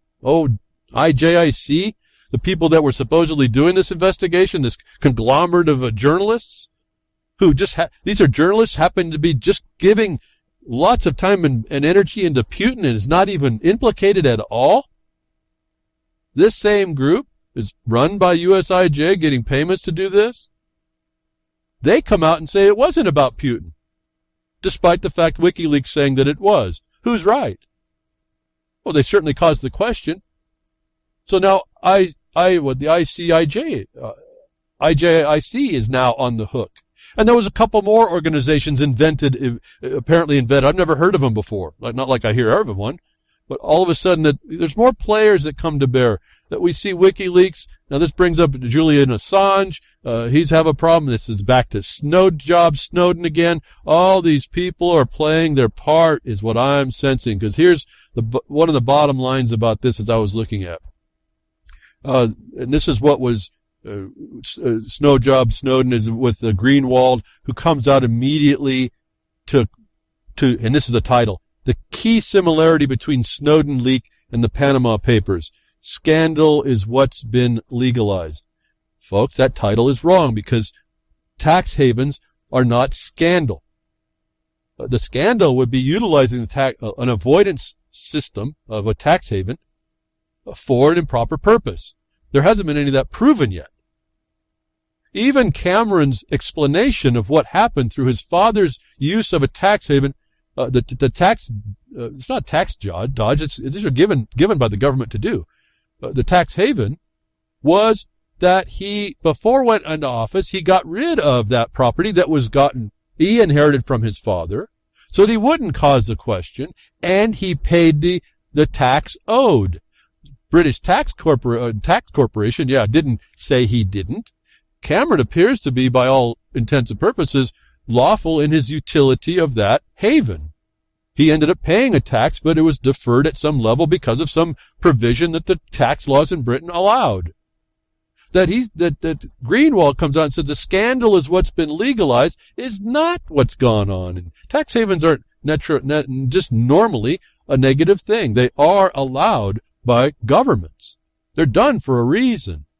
That they can be used and they cause anonymity and they cause privatization, and in there is the ability for people to figure out how to do other things that are maybe not intended.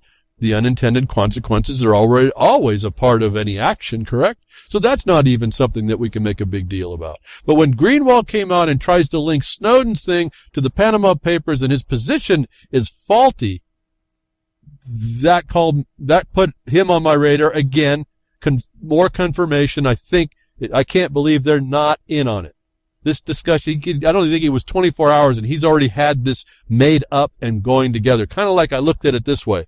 How do you come up with the PATIROT Act within a month of the 9/11 fiasco?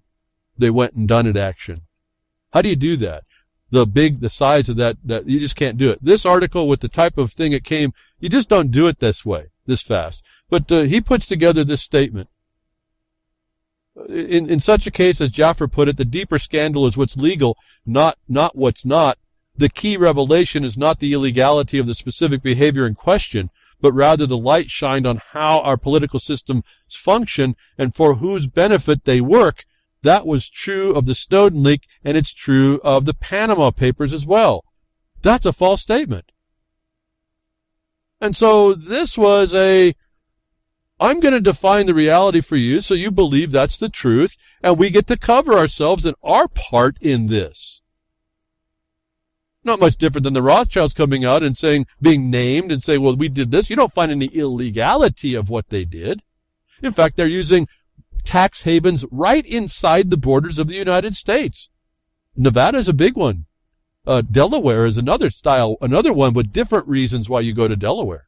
They are limiting the access to these straw men, these straw people, these people, these corporate structures. The nested Russian doll. If we can go, Putin did that too, I suppose. These are fascinating tools that if you embrace them, like I've been telling you, you may find some relief. Instead of leading with your straw man that they presume upon you, maybe you should make one you work through that covers you as smartly as these other people in the world have done. And that's the other point I think is happening. They want to expose this and they want to start to limit your access to that. I almost feel like since I said it on the broadcast, they've been working to shut that down. It didn't happen, but that's the kind of sense that you see here. People are probably 200,000 of these things were in this Mossad, Fonseca, whatever place. It's just another lawyer household creation, right? The global democracy and rule of laws, right here. We're just watching. It's just a one, folks. And it's the fourth largest, but this happens all over the place, and so there's fallout of this. And I don't know if these fallouts may not be smart people. Because you can't answer against this lie. The people's perception, the mob rules at this point. See, the people respond incorrectly.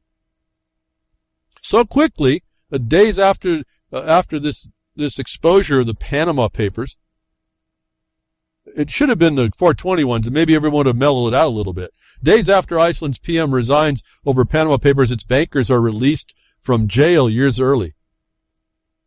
Now, why did the first guy resign?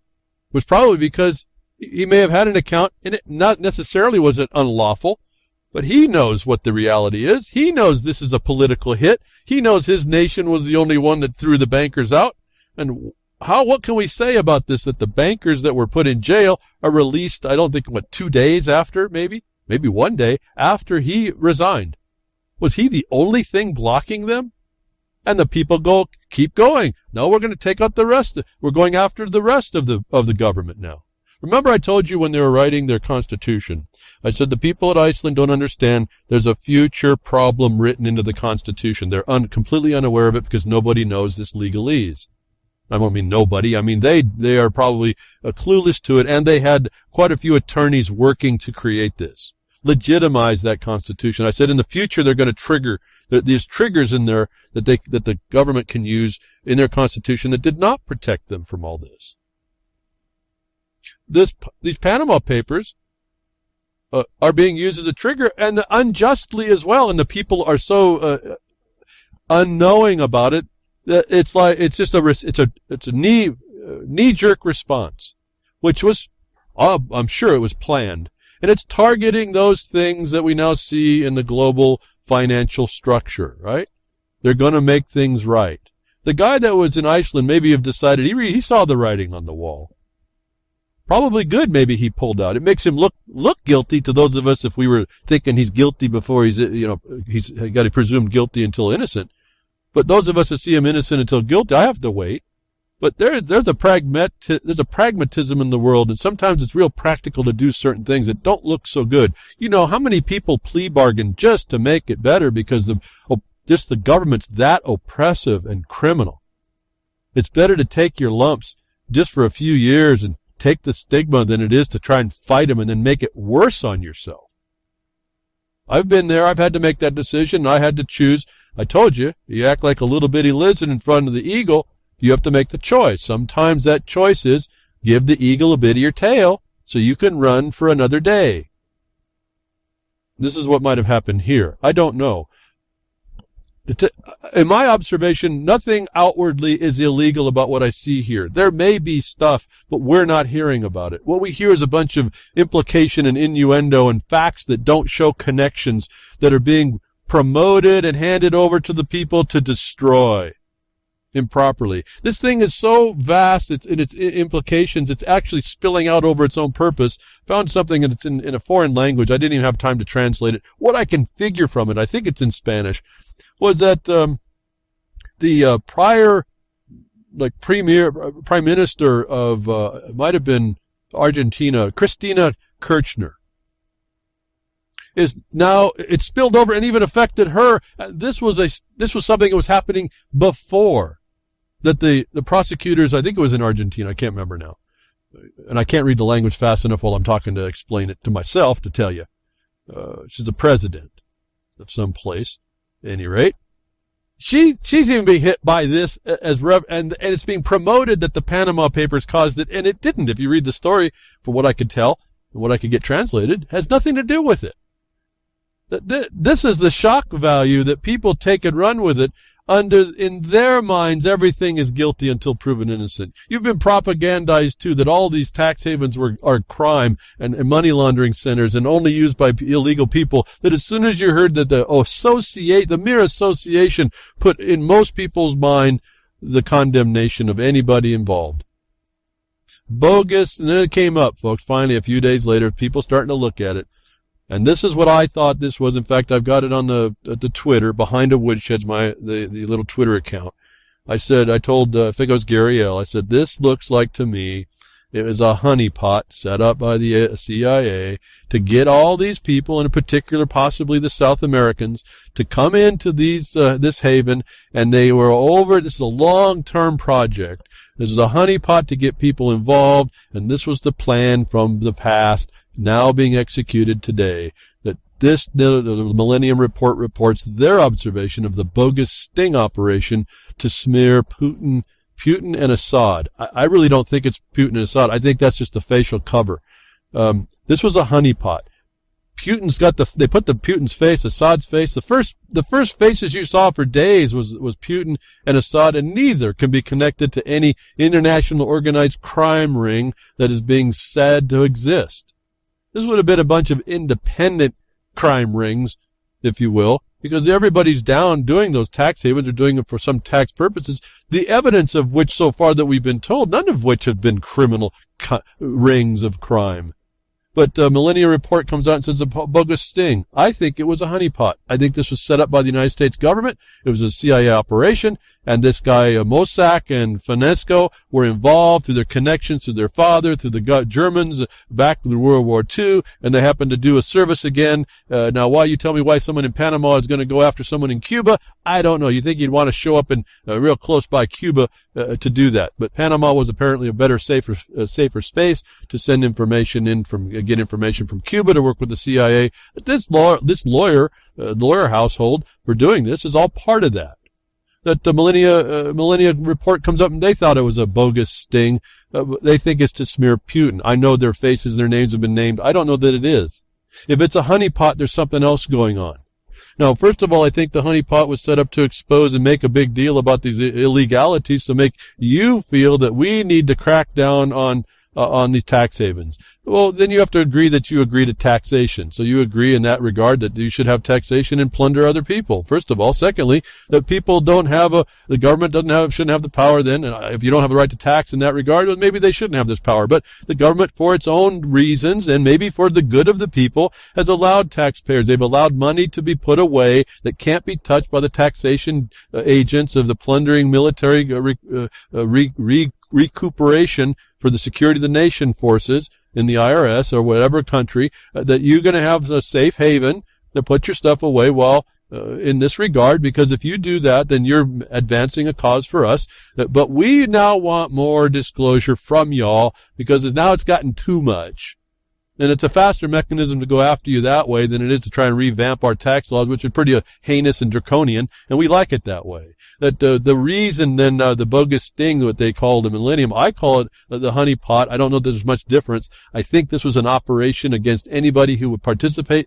Those that were in the know did not participate.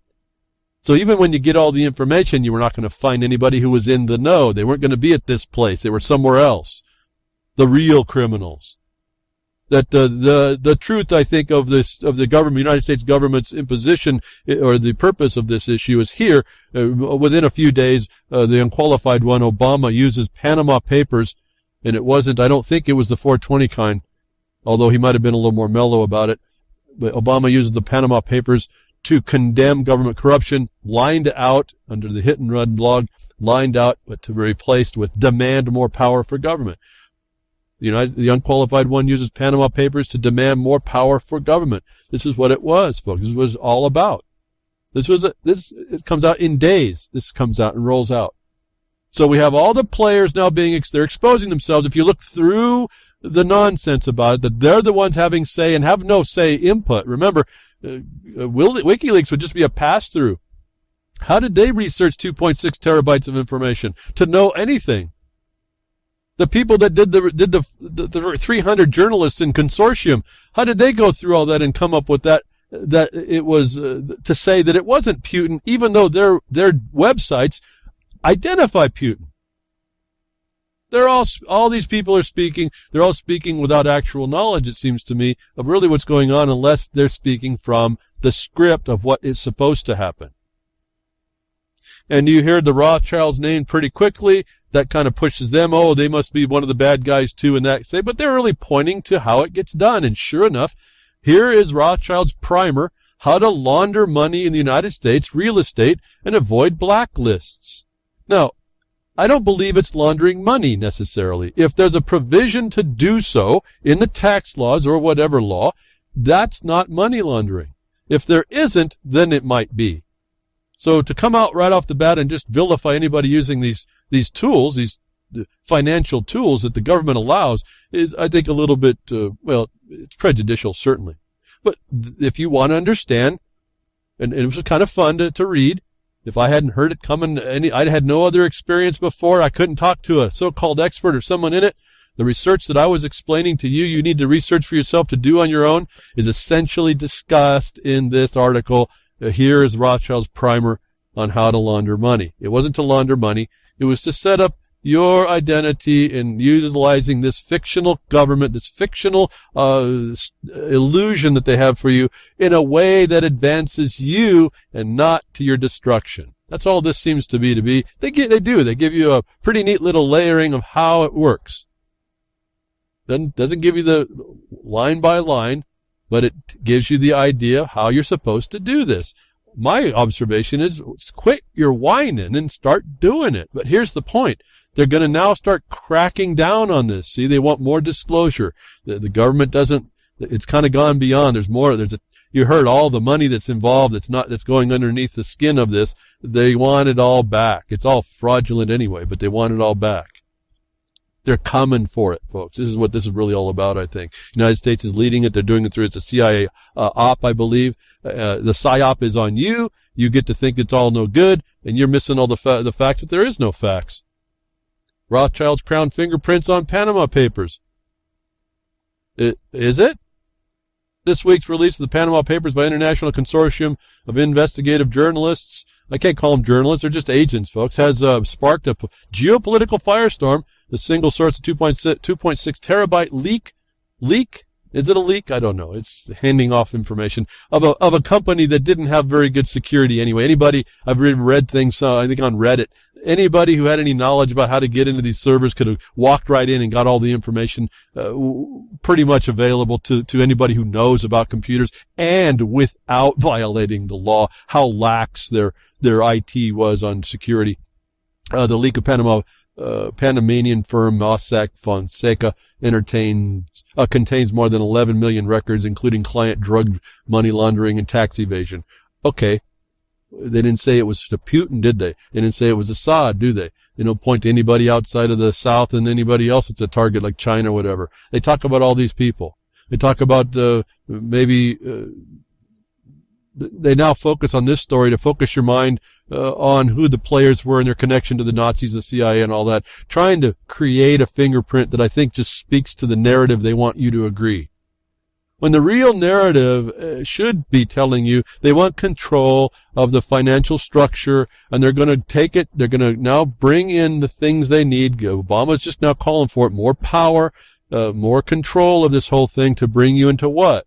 Now you recognize that you're agreeing, because you want them to investigate these tax havens, that you agree that taxation should be happening on everybody. You agree with government plunder on you, and that you're just not agreeing with how people are given the privilege to get out. And so you're already agreed that you're willing to give in to the control. And one of the controls, you talk about the fingerprint of the Rothschilds, that's just a legal entity. That you should have told you there's no such thing as a fingerprint. So what they're doing is they're talking disparate facts together to form this thing called a fingerprint that you put in your holographic mind and say, oh, it's a real fingerprint. No, it's just the steps of action that may or may not be, or may be completely legal, but they don't tell you that and you don't inquire. That the fingerprint they're after is yours. Your fingerprint is you. It's your real you tied to the straw man that they create. And sure enough, in the same week, almost underneath the skin of it, while we're all looking at the Rothschild's fingerprint, Japan's going to implement the fingerprint scanning sensation for all you foreigners going to visit there to be able to pay for things with your fingerprints.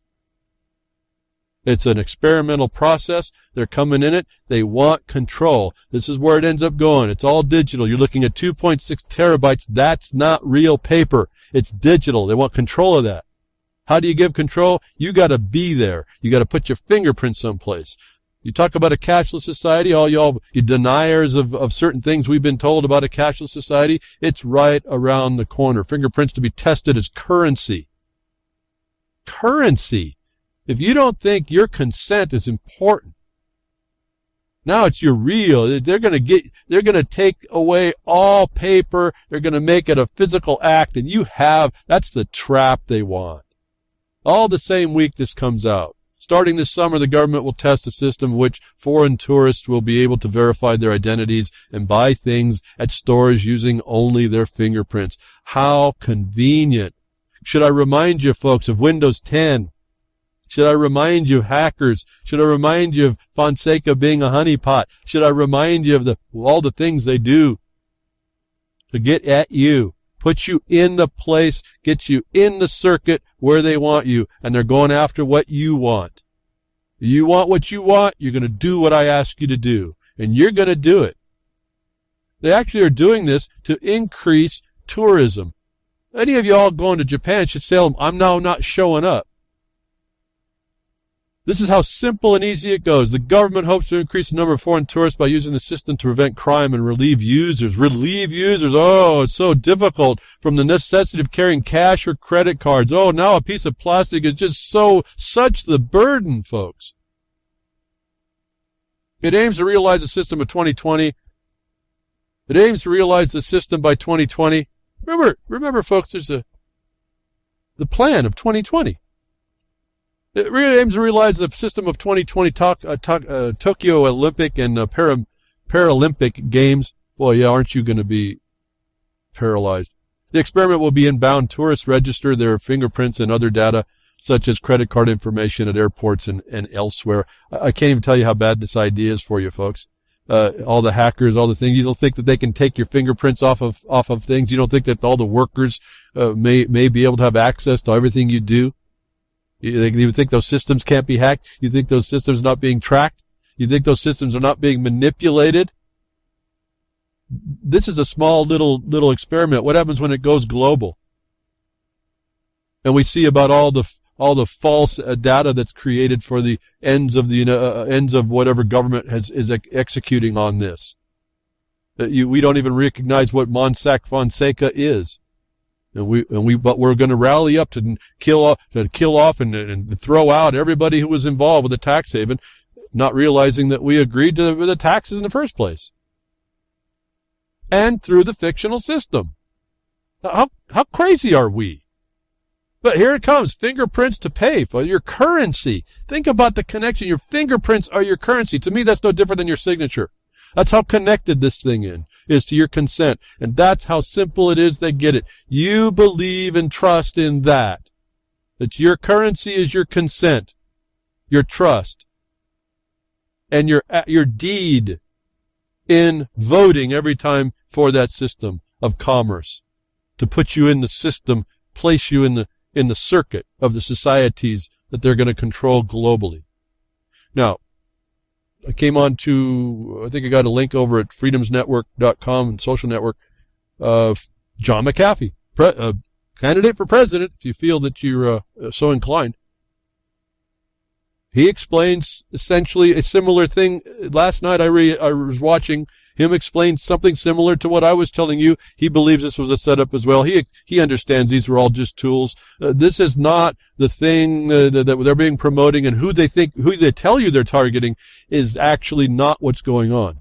And so this is the thing I try to talk to you about. We got to look through all this. We have to be able to see who the players are that have continued to occupy our mind, continue to occupy our perception, continue to condition our sensory perceptions.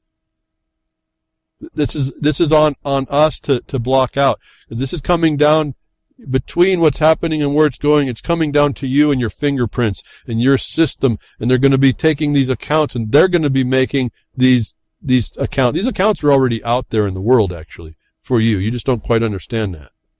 And there's not a lot of understanding on how you get at them, and then you're denied when you start finding them. That John McAfee comes out with his view. It's kind of similar to mine. It's easy when you start looking at this, and he's a guy that's a security guy. He sees all this is supposed to be. A lot of it he doesn't find such a big deal about, but he does see an underlying condition that I don't even know if he quite understands either. I really can't tell you what the game is. I can just tell you I see the effects of where it's going. I can't see the overall plan at all. I mean, maybe we do, but I wouldn't be so bold to say that I do. Certainly not. So this is what this whole thing is. It's really a non-event in some regard. But they want you conditioned, and they're getting you to go in a certain way, and they're taking away the tools that they even gave to the oligarchs. See, they're after the last 10%, folks, is what seems to be to me. They're after control, and here's what the bottom line to me was. It's a honeypot. All right? What's one of the main uses for a honeypot, and partly why we're probably not hearing a lot about the information being given out and only being fed certain information, is because if the information exists, we don't even know if it exists. If the information exists, then those that were involved that haven't been outed yet can be blackmailed. And that seems to be the most direct thing and direction I can go with what Mossad Fonseca is. It's a big blackmailing scheme, and we'll probably never really see it. How are we all going to hear about 2.6 terabytes of information as well on top of it? If you were diligently researching it, you're going to have trouble going through it, let alone as the news feeds it out to you. Isn't this no different than the Greenwald, we'll give you out this information that Snowden brought us over time? Same method here, folks. I'm really having trouble with these people. I don't want to condemn them. I don't want to think bad of them, but there's just a problem in the world. We can no longer be immune or insensitive to.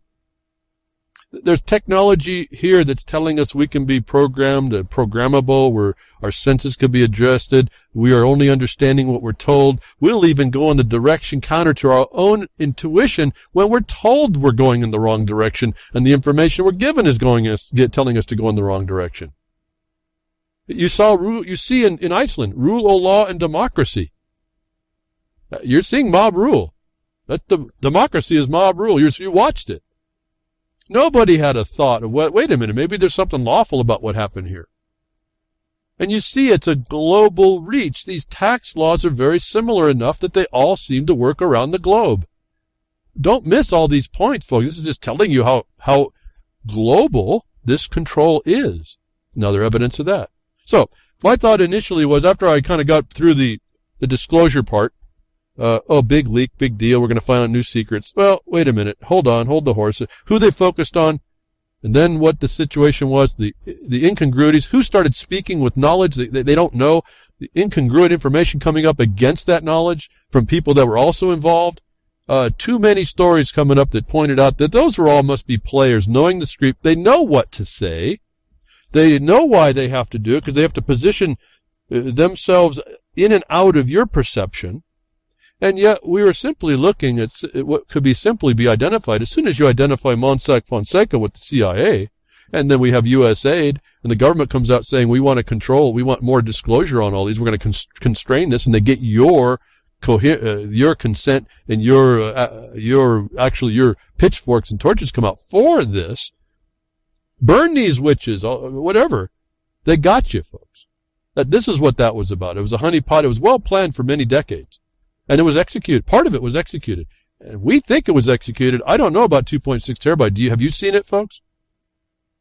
They can tell us anything. No different than Snowjob Snowden. They can have time now to fabricate information. They feed it to you. The feed is just no different than the GMO, Monsanto stuff. They feed you, folks. And you can consume it if you want. The problem is when you say I don't want to consume it, that you sit silent, because that non-eating and returning back to attack what is the crime on the people, of all people, is another sort of crime, right? You're just the accessory.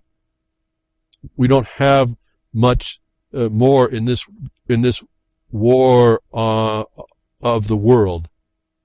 I mean, really, the movie it's on us. Our own aliens are here. In talking about Nevada corporations, and you really do need to go look at that, I'll tell you. But Nevada corporations, and they put the word quote, the word foreign was used. There were foreign corporations in quotes because they're talking about the domestic United States. But in fact, when you understand jurisdictions and separateness, they are foreign, even though they're inside one tax code. See, so you understand that these attorneys and these people have constructed foreignness inside their unity. You have to understand that that's how they can suck you in. Your nature being foreign can be presumed to be valid. And so this is if you look carefully at this, they're telling you how they take you out in this legalistic sense. And then there's a system to keep you at bay, even if you have an eyeball for it and you can move. In other words, the paperwork we're doing, do you think the judges have turned themselves in when we literally identified they're doing money laundering in the courts? Do you think that the sheriff's gone out and made arrests? Do you think the trial court administrator's straightening up the case of all the fraud that we found?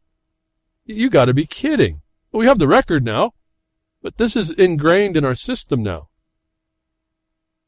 That's why it's going to take a whole lot more of us not railing against the Iceland. The guy may be criminal, but I don't have any evidence of that. But you see, the people called him out, wanted to call him out. I wouldn't even doubt that that was a planned and staged thing as well. As soon as he's gone, bankers are released. Was it that tenuous a condition? He didn't come out and say, "Oh, we were going to." I may have missed the news where he came out and said, "Well, I was going to release him the next day anyway." I didn't hear him say that. Was it so tenuous? Is there still a control of the financial systems of the country on Iceland that they could release? It was like clockwork, folks. Like a Patriot Act. Like the NDAA, we're going to get rid of going extrajudicial here. And I hear crickets on every bit of it. It's astonishing. And I have to say, it's looking at this technology. They're saying that they're doing it in the lab. It's hard for me not to believe it's not already on y'all. And myself, I'm not except that I have some kind of I have a barrier up from it. Otherwise, I wouldn't be able to see what I'm seeing. I got that much still in me. Apparently, I have something that not a lot of other people have, or if they do, they're not talking about it. I don't know why that would be. I mean, once you see this stuff, I'd be more compelled to help people. It was only because of advice to me. Friends of mine said, "Listen, what you have has to be told to other people so they can see it too." And at that time, I was thinking, well, that once everybody sees it, hears it, it would be over. We'd be done. We'd be solving the problem. Well, I've been surprised. And like I said, and Solomon from Brazilistan identified it as well. As soon as I saw NDAA, I read the memo, I saw no response, I went to crickets. That's where we are. And the little insect that is in all of us is going to be smashed. It's that clear. And they got technology coming. You think you're an advanced animal, you're going to be treated like an advanced animal. You're going to be made senseless. Talk about the zombie apocalypse. We just heard today the proof. It's on the way. And guess what? It won't be televised because none of y'all will know it's happening. It will be out of you. Those of us that see it, those of us that saw it and did nothing, are going to be dead when this thing comes in. We're down to the last couple decades, folks. It's really, I can see it all writing on the wall. It's right in front of us, and you can do what you want, I guess. But somehow that's just not right in my mind. And that's why I come every weekend for 3 years now in RLM, many years before in Oracle, and many years before that in Revolution Broadcasting, just to come and explain what is up. And so that you focus on something and don't get off all in the weeds about some of this stuff. It's not that difficult. Oh, and someone sent a link to a page I forgot to talk about. IamSomeDude.com. Thank you for referencing your webpage. I don't know who you are. I see you in the chat in the UCY. IamSomeDude.com / stuff.html, I think was. Lots of documents I've talked to you about. He's stored it up or she stored it up there. Lots of documents to read. You'll see all kinds of stuff that's there that you can use. I appreciate to have that there as a resource. Actually fascinated to find out lots of people on the internet talking about these things like the Libra Code and the international laws and the things that you can actually use as source documents. They're now on the internet. And I have to say, since most of it's posted since the time I've been speaking about it or just after. So thank you very much for tuning in today, and reallibertymedia.com. Thank you for all listeners there, and Grimner, all the work you do, and freedomsnetwork.com, social network, the Freedom that Grimner and Bo Diddy are putting together, really coming along well. UCY.tv, Jules, thank you very much, and all the broadcasts you do for this broadcast, and for all y'all that have content or contributions behind the Woodshed, you can get me at markonthebeast@yahoo.com. And tell people to synchrocast on Sundays or send out the podcast to them to play on their networks. It would be helpful to get more of the word out. You all take care. I'll see you next week. Tech diffs and nature willing.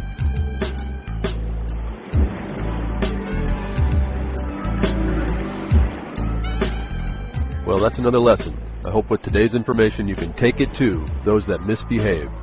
From behind the woodshed, leaving his mark on the beast, this is Hal Anthony. Till next time, journey with purpose.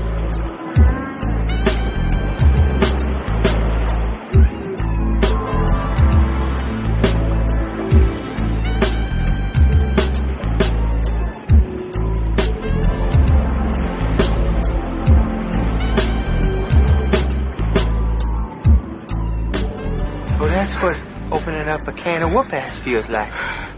Son, you just opened a whole case of whoop-ass.